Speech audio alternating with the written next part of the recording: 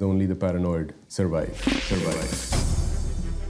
The life and death battles of global businesses, the fatal decisions, the risks taken, the mistakes made inside the boardroom. We will make an absolute huge amount of money if we're right.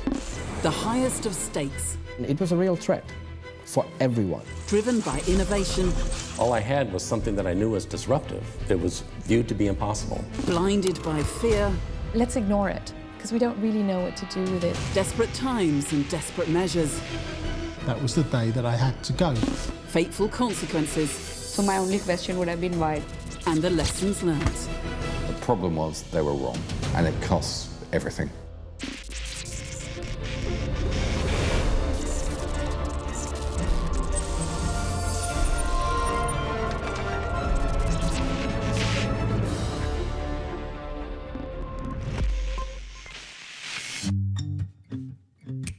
We're taking more of them than ever. Photos. With a camera always at hand, why not? They're free and fun. Last year, we took a whopping 1 trillion photos, according to the latest research. They're emailed, shared, uploaded across the world in an instant. They are what you might call Kodak moments. Prior to Kodak, of course, Kodak moments did not exist in popular imagination.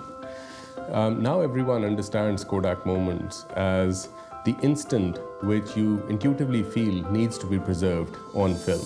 Actually, it's 100 years of Kodak moments, because Kodak began 1880, and for the first time ever, people were able to take pictures without having to go to an art studio and get a painting made, or without having to go to a professional photographer and have like a daguerreotype or a plate made. And it really took photography and made it mobile. Ooh, a Kodak moment is supposed to be a happy memory. So much for the experts. What about the rest of us? Oh, a Kodak moment is when you capture the moment of something very special that sends that picture home. I don't know what a Kodak moment is. I do not know what a Kodak moment is. And what about these youngsters in a Singapore skate park? Do they know what a Kodak moment is? I have no idea. I don't know. No idea.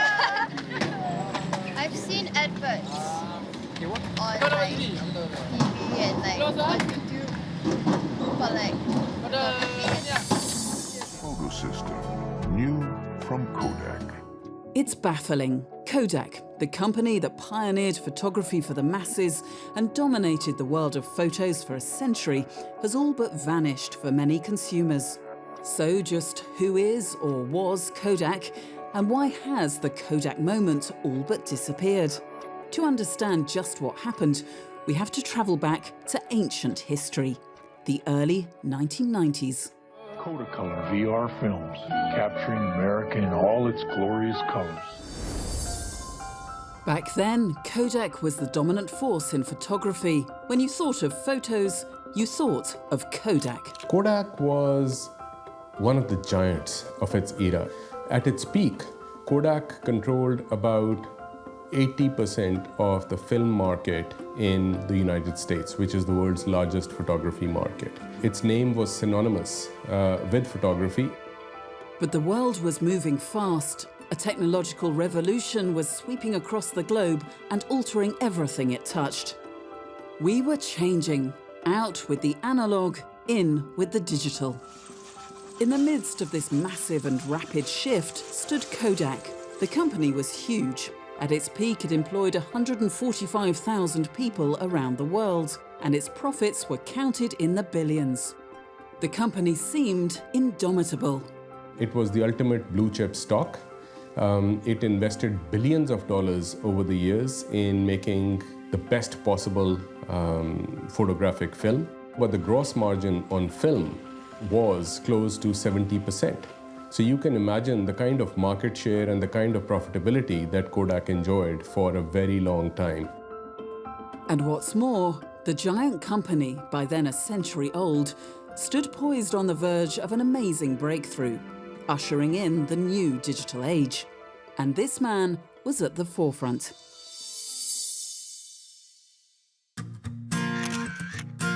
I joined Kodak in 1973, and it At that time, Kodak was the place to work. It was like going to work at Apple, going to work at Google. The first camera that I worked on at Kodak as an engineer was part of the lunar landing program for the United States. And this camera actually went to the moon and took some of the first color shots of the moon landscape. But I was always interested in electronics my entire life.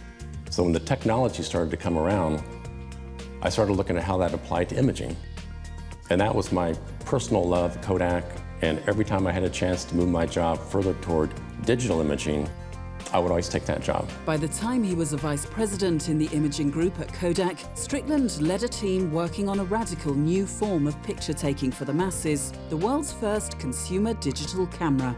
Digital imaging was a real excitement for me because it was viewed to be impossible. The first digital images were really ugly. I mean, you could barely make out a person's face. So it's just thinking, how can you, in a way that produces a business at a cost that can be afforded, combine all the technologies it takes to come up with images that can compete with photographic images? It seemed impossible to me. And the first digital camera that we made was for the professional market, and it cost like $30,000. But technology was moving at breakneck speed. Image sensors, microprocessors, circuits, batteries, storage devices, all were getting smaller, better, and cheaper. In 1991, a number of us had an idea about if we combine a number of these technologies at Kodak into a small package, we've got a digital camera. And we could see that in small-sized images, this camera would be good enough. And that's really what got me and a large part of my team interested in the idea that maybe there is really such a device as a consumer digital camera. It would be like nothing Kodak had made before, a mass-market camera with no film.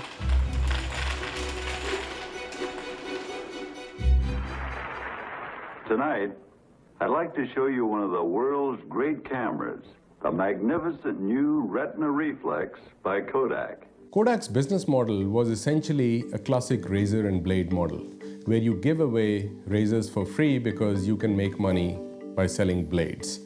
Kodak never went into high-end still cameras. A cheap $5 camera uses the same film as an expensive $5,000 camera. Almost no company can sell just cameras and make money.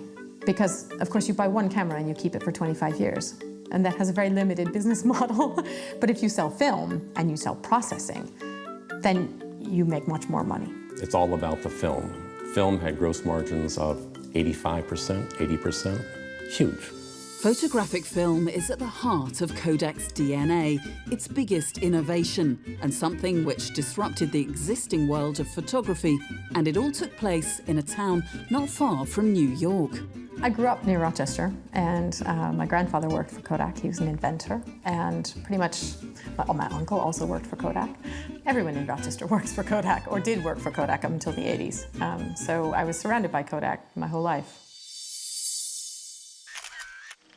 And this is the original disruptor, George Eastman, the Eastman of Eastman Kodak, a brilliant inventor who changed photography forever. Before Eastman, photography was in the hands of the professionals. Eastman made photography mobile. No longer did you have to go to a professional's studio. One of the interesting things about the invention, the innovation of the Kodak was to make it hand-holdable and to be able to carry your camera around with you, which made it easy to take on excursions and therefore easier to make memories with. Kodak further innovated in that direction by creating folding cameras that would go in your pocket. What you would do is you would be able to open this up when you wanted to take a photograph and use this little prism as a viewer where you'd be able to see or just range find, which means just point it in the general direction of something that you want to photograph and press the shutter. So when you finish with your Kodak, you would take all of the exposures and you would send the entire camera back to Kodak. And Kodak would, at the factory, they would process the film, put your negatives in sleeves, they would print them all, they would reload your camera, and they would send the whole thing back to you. And that's why George Eastman invented this slogan, you press the button, we do the rest. Kodak's approach was revolutionary, but it was still a hard sell. It was, as corporate experts say, too disruptive. People needed persuading to break from the existing way of doing things, and Kodak came up with brilliant ways of making the pitch. Kodak promoted this idea of capturing not only happiness, but youth and hipster, if you want to say. Sort of this quality of staying eternally young and freezing a moment of perfection. And they marketed through the idea of the perfect nuclear family and vacations, holidays. It is about that warm glow of people being away in the summer on the beach or having picnics, or in the winter having sledding parties, and that's what Kodak is all about. Sort of perfection, but an almost unachievable perfection. Kodak's marketing was powerful and extensive. It slipped into the public's consciousness, changing behaviors to the company's immense profit. Kodak created the Kodak moment. They essentially gave you reasons to take pictures. The first thing that they did was they brought women into the fold. They created an advertising blitz which equated the idea of being a responsible housewife with somebody who keeps a meticulous record of her family's evolution and growth and records all the significant occasions in her family's life. Surprise Charlie! The Kodak Colorburst 250, the only instant camera with a built-in flash. The other thing that Kodak did in terms of creating this Kodak moment was turning the idea of travel into that of vacation. With Kodak, this idea, which essentially said a holiday without a Kodak is a holiday wasted. Okay? If you've been somewhere and you don't have photos to show for it, you might as well have not gone. And its reach extended far beyond snaps of families enjoying their holidays and of its fabled Super 8 home movies. During the 1950s, 60s, 70s and beyond, the company's pioneering technology allowed us to capture the world in extraordinary detail and clarity. And not just this world. Kodak's equipment gave us some of the great images of space and the heavens above, while its medical imaging allowed us to see deep into the workings of the human body. Underpinning everything Kodak did was consistency, global reach, the same products, the same quality, wherever you were. Kodak played a huge role in photography because for any technology to be massively used around the world, you've got to have a platform. And the platform needs to have standards. So Kodak, by taking a platform and making everything low cost, but yet high quality, was able to drive the entire photographic industry at least for 120 years.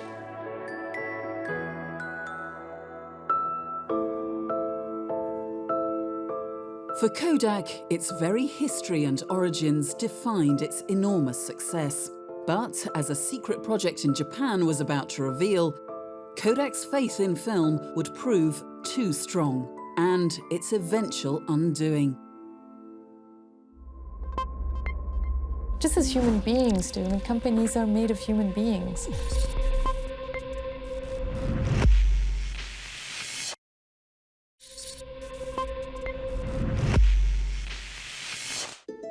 At the start of the 1990s, the giant American photography firm Kodak seemed invincible. For close to a century, its products and marketing made Kodak the dominant force in photography. If you thought of photos, you thought of Kodak. But everything was about to change. The digital and networked world was coming fast. It's interesting that throughout human existence, we've always had change. But what's happening is the change is getting faster. And there are various estimates that the pace of change is doubling every 2 years, 3 years, 5 years. And it varies from technology to technology. And inside Kodak, there were some visionaries who could see ahead. We could see the potential of a consumer digital camera, but there's one little problem that actually surfaced at lunch one day, where I was talking with a number of the executives in the consumer film business. And I just happened to say, oh, I think my group can pull together a digital camera that's good enough for consumer applications.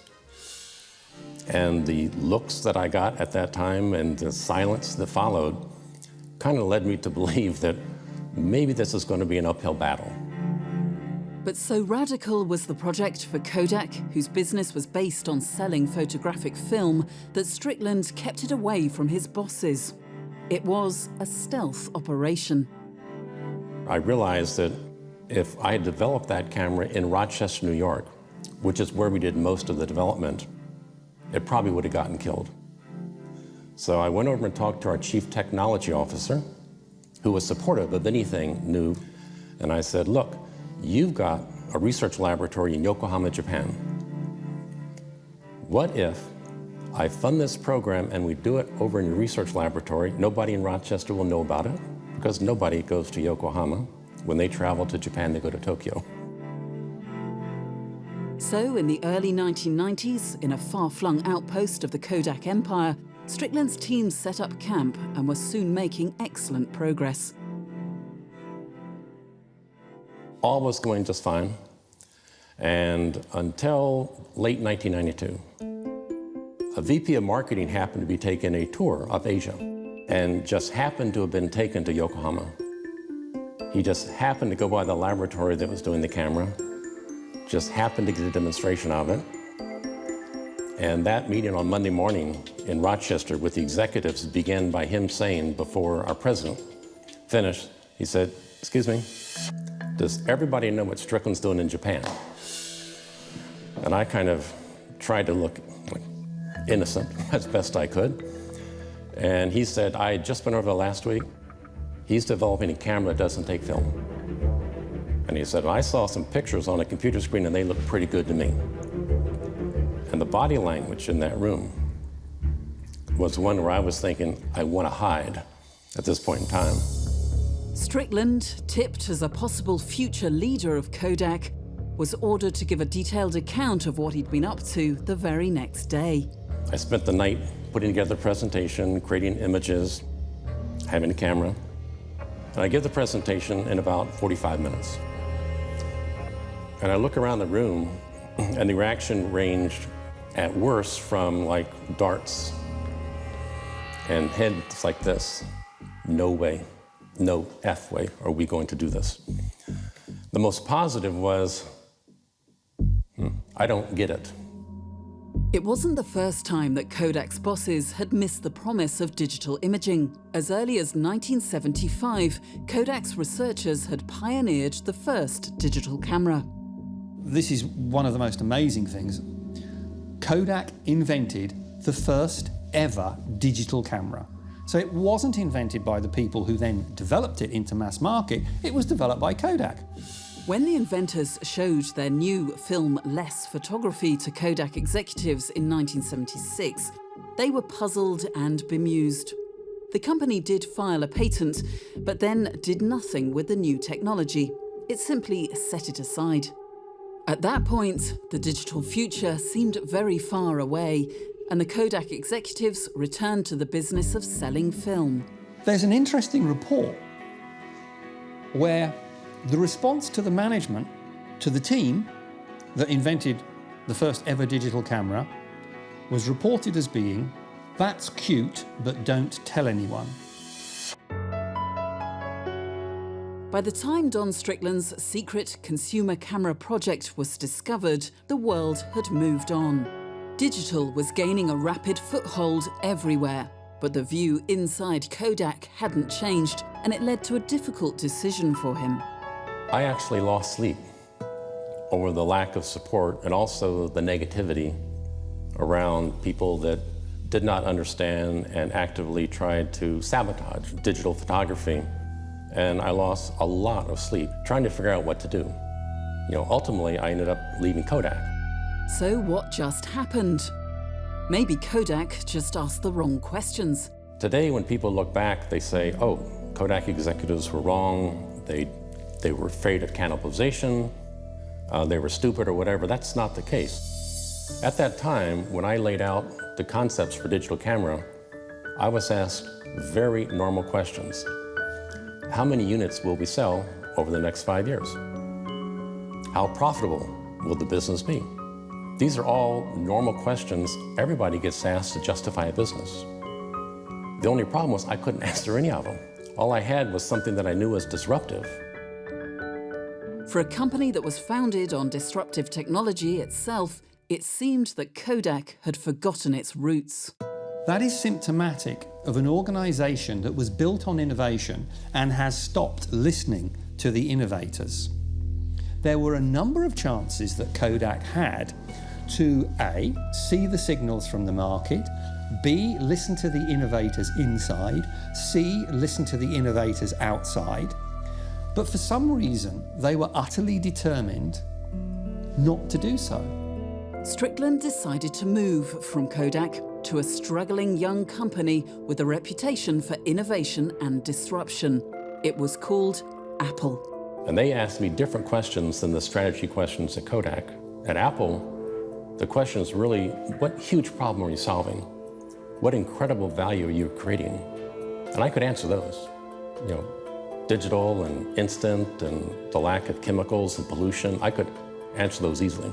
Striking a licensing deal with Kodak, Strickland was allowed to bring his consumer camera technology with him to Apple.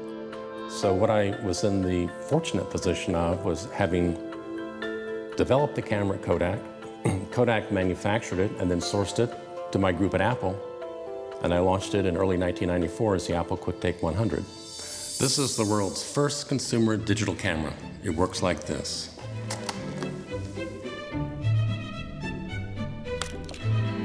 So just what lay behind Kodak's baffling decision to block the world's first digital consumer camera, handing it, and a possible future CEO, into the lap of Apple?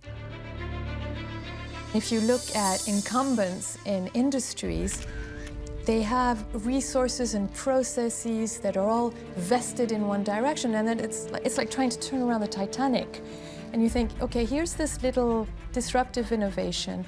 It doesn't fit with our gross margin. It's not enough business for us. Let's ignore it, because we don't really know what to do with it. But ignoring it didn't mean it would go away. Kodak was not paranoid enough. It should have been more afraid. I believe Andy Grove, who used to be the CEO of Intel, when he says only the paranoid survive. Okay? So you have to keep looking over your shoulder, what's coming, and preparing for that. Kodak was full of hubris because, and perhaps rightfully so, because they had created popular photography. They gave birth to popular photography. They were synonymous with popular photography. But they failed to break out of this world that they had created themselves. That world was based on what Kodak executives called the silver halide strategy, named after the crucial components in photographic film. In short, it meant prolonging the use of film, and the companies seemed to do everything they could to put off the day of reckoning, trying an increasingly desperate range of hybrid technologies, such as photo CDs. Despite billions being spent, it wasn't working. The last big failure that probably convinced everybody that there really is not a hope here was when Kodak, instead of going to the digital technologies, launched photo CD in 1992. It used digital technologies to give more utility to film. So you still used your film camera. Well, nobody wanted to do that.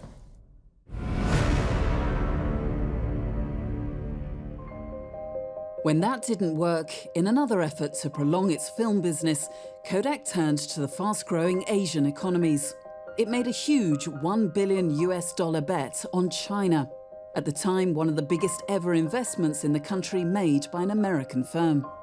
I think Kodak at that time was looking at the next big market, thinking we own almost 90% of the film market in the US. We need to look at where the next market is. It's China. And they could see a growing middle class that had the money to buy film and buy cheaper cameras, and it made sense. Thinking, let's take a successful business model and put it somewhere else. But it would prove to be a hopelessly optimistic move. Kodak made a number of assumptions, which was one, we have time. The developing markets will start with film before going to digital, and we will be there in China when that happens. So it was a set of assumptions around success. So far, we've always known what our customers wanted. We've always given them what they wanted. They didn't realize that consumers in China were going to leapfrog the whole film category and go straight to digital. As the company stumbled, its competitors began booming. But Kodak wouldn't give up without a fight. In a letter to Kodak employees in 1997, the chief executive told staff, "Competitors are making bold claims. They claim they will dominate the future of this business. We speak for the tens of thousands of people who work for Kodak when we say, not on our watch." But despite its defiance, another trend was about to disrupt photography yet again and spell doom for Kodak. As companies fall into trouble and their revenues are shrinking, they begin to panic.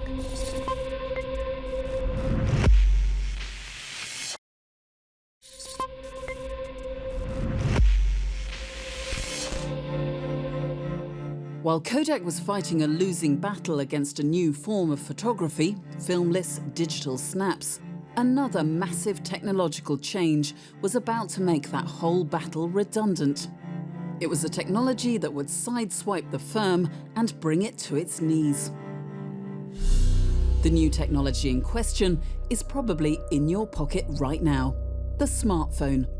Ironically, it was foretold by Kodak, but as with digital cameras, the opportunity was missed.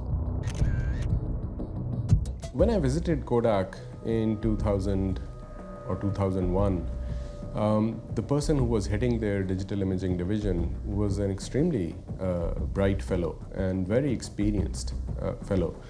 Asked me casually, what do you think of the idea if we put a camera in a phone? And at that time, no one had actually heard about that. So the idea in itself was a very clever idea, and it wasn't that Kodak was unaware of these developments in the market. It came back to creating the organizational platform from where such ideas could be turned into products with a complete strategy behind it to capture value from these ideas. As sales of smartphones exceeded even the wildest forecasts of a few years previously, came not just new ways of communicating, but new ways of taking photos. The phone was what I call the killer app, because to carry a separate camera is fine, and people do that. But once you put it in the phone that you always have with you, and once the image quality gets to be as good as you can get with a digital camera, and you have video, and you have instant sharing, you've got the killer app for imaging right there in that phone. This has had a profound effect on the digital camera market. Smartphones had replaced dedicated cameras for many, but yet again, Kodak found itself left standing. Kodak became so focused over time on its own product and its own business model that it lost sight of the wider changes that were taking place in the environment, why people were taking pictures, and what they were doing with that. So Kodak was all about, or Kodak's business model essentially was based on the notion of people taking pictures to preserve memories. People were no longer taking pictures to preserve memories. They were taking pictures to share them. Everyone can now take photographs on their phone, and they keep those photographs on their computer. They often don't print them. There's no processing model left to be had. They share them immediately via digital technologies. New billion-dollar firms have sprung up to help us share these snaps. Facebook, Twitter, Instagram. You can share your photo with just one person or the world at the click of a button. Everything was a Kodak moment now. There was no price or no cost associated with pressing the shutter. With smartphones, suddenly everyone was taking pictures. For a business like Kodak, this was the death knell. Film isn't dead, of course, but today it's the province of enthusiasts. And where better than Singapore's Chinatown for avid snappers? For photographer Rachel Lim, it provides a rich canvas for her work.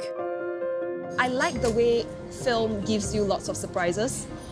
sometimes, you know, you're shooting stuff, you don't really think that shot's gonna work. And then when you look at your negatives, you go like, oh crap, that looks really nice. I didn't expect that to turn out that way. I love that element of surprise. But even for someone passionate about film-based photography, she's not immune to the charms of modern technology. Yeah, I use my smartphone. I use it for a lot of instances, like when I'm in a public place and I want to shoot a sneaky shot and I don't want people to notice me. It's those little moments that I keep spying for. And sometimes when I don't have my film camera with me, I just use my phone. It's quick, you just snap it out. I like instances where people are caught in the middle of doing something, when they are completely absorbed by whatever they're doing. They're lost in their own world. For Rachel, however handy a smartphone is, nothing beats the qualities of old-fashioned photographic film. It's all about the way each grain kind of interact with each other. I was really into the colors that Kodak film produced. It was rich, it was vibrant, it's more intensified than the way digital pictures turn out. So I felt quite sad in a way that, oh hey, my teacher said that Kodak's gonna go down and bust, and there I am falling in love with this film. That's not cool. Rachel is one of the fans, but for most, film was abandoned rapidly in favour of digital snapping. The question remains why and how a company as wealthy and dominant as Kodak could misjudge the photographic world. Why didn't Kodak see this coming? Were its executives asleep at the wheel? Or was this something deeper? Sure, it's Kodak.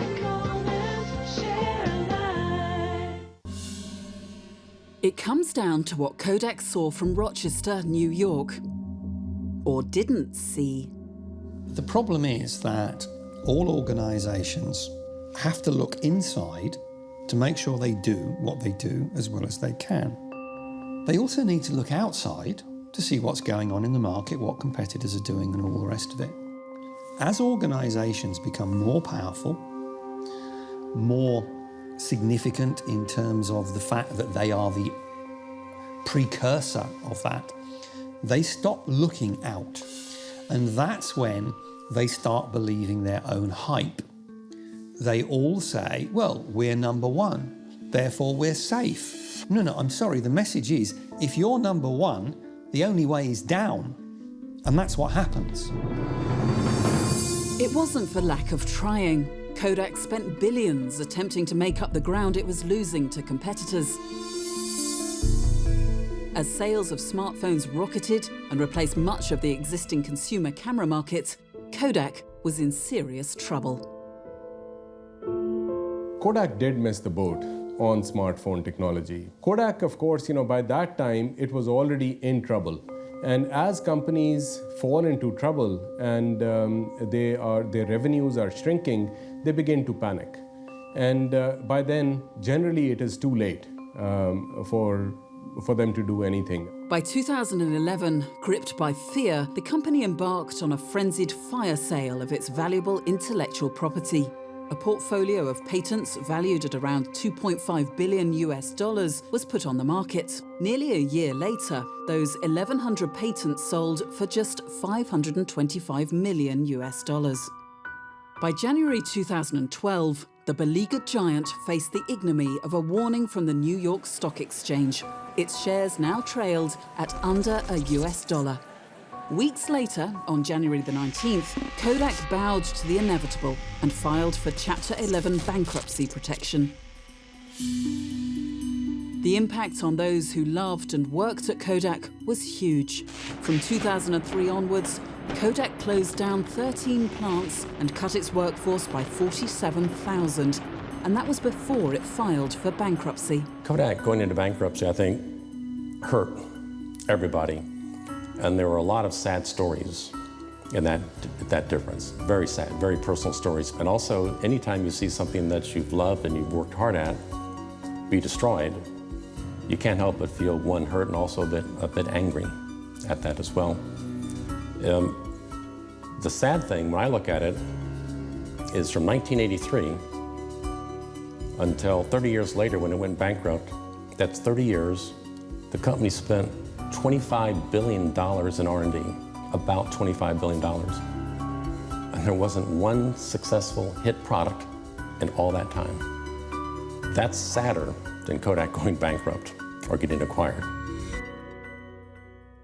After losing the battle for digital photography to rival camera makers and then to a new generation of smartphone users, life would never be the same again for the once mighty Kodak. It was down, certainly, but maybe not quite out. It's impossible to say what's going to happen, but it is, of course, a tiny fraction of the company that it once was.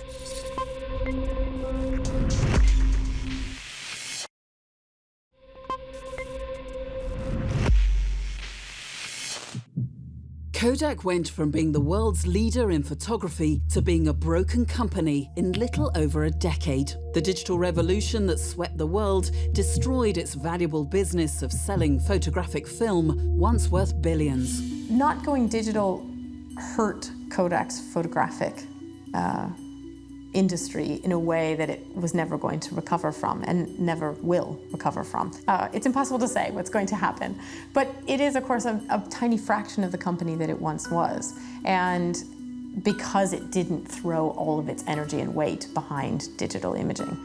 But the story for Kodak is far from over. It emerged from bankruptcy protection in 2013, albeit chastened and weakened.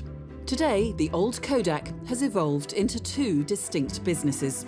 Eastman Kodak, which operates in delivering imaging innovations for businesses, and Kodak Alaris. So Kodak Alaris is a new company.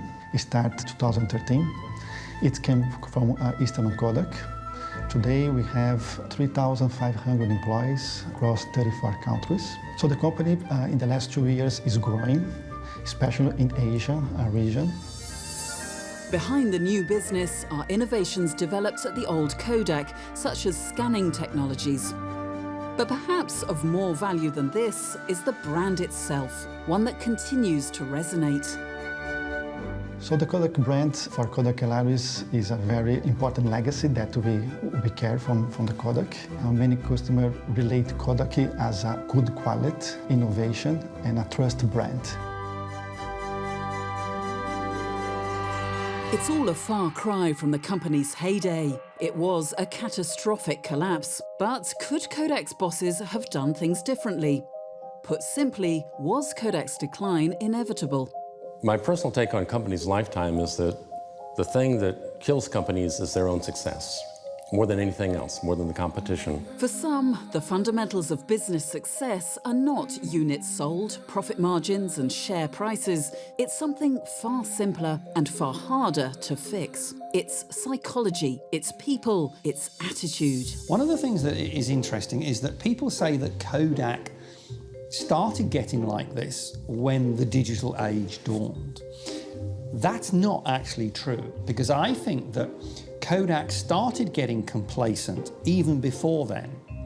If you look at what was happening maybe late 70s, early 80s in the film business, Kodak was getting to the point that it was complacent about its ability to control the whole global photographic world. For example, Fuji started making significant challenges to what Kodak was doing, and Kodak's responses were effectively to say, oh, well, it's only some Asian small competitor, you know, it's not significant, we're Kodak. For many years, Japan's Fuji was Kodak's arch rival. Yet, Fuji survived the advent of digital. Indeed, it's prospered. Today, it's valued at around $19 billion US. So how did Fuji thrive while Kodak failed so spectacularly? There are two different reactions to fear. There's the companies who start being concerned about the eroding of their existing revenue, of the inadequacy of their business model, and they do something about it, and often it's quite drastic. I mean, when we were talking about Fuji, Fuji had to make quite a drastic cut, and they react around this burning platform by saying, all right, we need to change. One aspect is that Fuji diversified more effectively, moving into areas such as cosmetics and medical technology. Just as human beings do, and companies are made of human beings. And unless you get a CEO that is radical, and we were talking about Fuji and how the CEO came in and turned towards digital and turned towards cosmetics, did the opposite of his predecessor, which for a Japanese company and in Japanese culture was quite revolutionary and significant. It also had a far looser corporate structure, which allowed each business to run independently. Fuji did not follow a strategic process like Kodak and most Western companies did. They followed the Asian way of working on plans. So they would have a 3-year plan or a 5-year plan, which would just be reviewed constantly, continuously. And from that, they would go step by step, and when something didn't work, they would make adjustments. It didn't work, it would make adjustments. So they relentlessly kept moving their businesses to be more successful than they were. And the result is what you see today. And then, of course, there's Apple, the company that took Kodak's unwanted consumer digital camera and made it a hit. I think the comparison of Kodak and Apple is an interesting one, because Apple too realized in the early 1990s that it had essentially failed. By the late 1990s, Apple was very close to being bankrupt, because once again it had become focused on its own product, which was computers. When Steve Jobs came back to Apple, Apple changed its name from Apple Computer Company to simply Apple Incorporated. And what Steve Jobs did was to walk in the door and say, we are no longer a computer platform company. We have lost that battle, so just forget it. We're a consumer company, and I want to stop every single thing that's not aimed at consumers. People were astounded. That focus is what caused Apple to turn around. They came out with the iPod, and later on they came out with the iPhone. So Apple moved away successfully from its existing business model, and Kodak simply failed to do that. When Don Strickland took his digital camera to Apple, the company was on its knees. Yet today, Apple is the wealthiest company on earth. It demonstrates that to survive, you have to adapt. There are people that say that, organizations have to fail at some point. I don't think that's true, because organizations constantly reinvent themselves if they have the ability so to do, to constantly keep changing how they supply the market. The critical thing is you're accepting that you're existing in a dynamic environment rather than a fixed environment. The digital revolution was an epoch-making event in technology, and its impact has been far-reaching, altering the very ecosystem companies such as Kodak once thrived in. No business, it seems, can escape its environment. So, are there lessons here from the natural world for Kodak and others of how to cope with altered circumstances? Professor Antonio Monteiro at the National University of Singapore thinks there are some intriguing parallels between business and nature, and perhaps even something to be learnt. Evolution is constantly happening, but you essentially have to keep evolving in order to keep alive. Organisms try to adapt to their environment, but environments change, and so sometimes populations cannot cope with environmental change. Businesses, I suspect, have the same type of lifespan. They compete with other companies. They try to sell as many products as they can, but eventually they may be overtaken by other businesses and they go extinct as well. So you have to keep evolving in order to actually keep the same and to keep alive.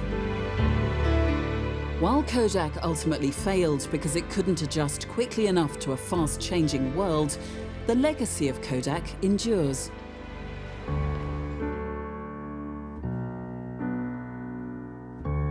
When you shoot it with digital, you have instant gratification, right? With film, there's more thought process. So it really depends on what the photographer is thinking and how he plans his steps. Yes, he only has 36 shots to capture. You work so hard, then you just get one good image. It's very different from digital. Digital photography is like, yeah, man, that's good, that's good, that's good. And then you know, you just move on and move on and move on. It's like you don't give any appreciation for like a good shot, but this one, it really pulls out the appreciation from you, you know. And then you're like, yeah, this one picture rocks.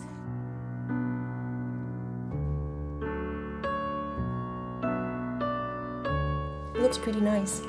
I wasn't expecting this to turn out this way because this is one of like my older negatives that I never touched. I wondered how this would turn out actually for some strange reason.